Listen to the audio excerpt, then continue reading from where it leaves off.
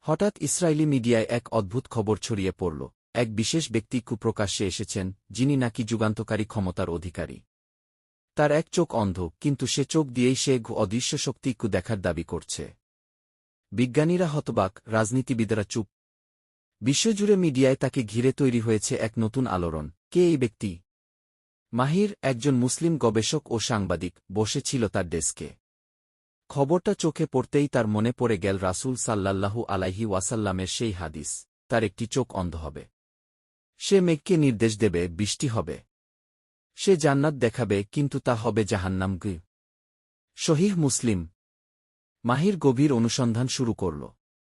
দেখতে পেল, ইসরায়েল সরকার ওই ব্যক্তির আশেপাশে যেন রহস্যঘেরা শ্রদ্ধা তৈরি করছে। তাকে বলা হচ্ছে কি মানবতার মুক্তিদাতা, আলোর দূত। কিন্তু মাহির চোখে ধরা পড়ল কিছু ভিন্ন তথ্য। সে নিজেকে নবী নয়, বরং উপরে থেকে পাঠানো গাইড কি বলে দাবি করছে। মুসলিম দেশগুলোতে তার বিরুদ্ধে প্রতিবাদ শুরু হয়েছে, অথচ তার ভিডিওগুলো সব বড় সোশ্যাল মিডিয়া প্ল্যাটফর্মে দ্রুত ছড়ানো হচ্ছে।